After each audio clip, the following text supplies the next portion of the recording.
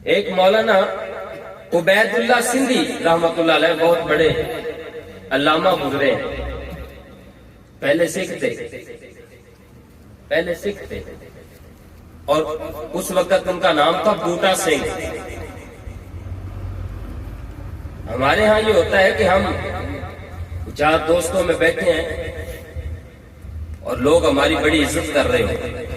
4 دوستوں میں ہم بیٹھے ہوں، وہ ہماری بڑی عزت کر رہے ہوں، گفتگو چل رہی ہو، اوپر سے ہمارا کوئی بڑا آ جائے، بڑا بھائی آ جائے، ابا جی آ جائیں،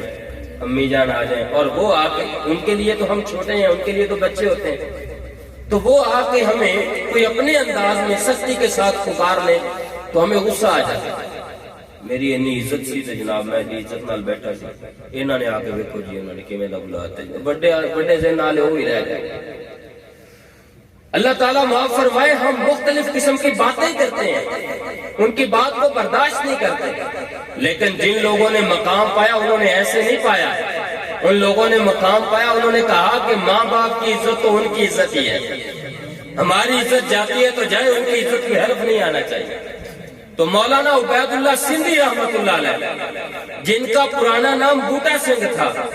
آپ 4 دوستوں میں بیٹھے ہیں اور وہ آپ کی عزت کر رہے ہیں، آپ گفتگو کر رہے ہیں، آپ کی امی جان آتی ہیں اور ان کو غصہ ہے، آپ کے سر سے ٹوپی اتار کے نیچے پھینک دیتی ہیں، اپنے پیروں سے جوتا اتار کے آپ کے سر میں مارتی ہیں، اور ساتھ کہتی ہیں بوٹیا تو مسلح ہو گئے، بوٹیا تو مسلح ہو گئے،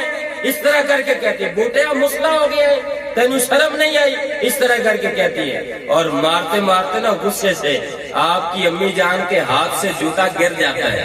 اور مولانا عبید اللہ سندھی وہ جوتا پکڑ کے خود اپنی امی کے ہاتھ میں پکڑاتے ہیں۔ خود جب ماں تھک جاتی ہے نا تو واپس جاتی ہے تو دوست پوچھتے ہیں کیا ہوا،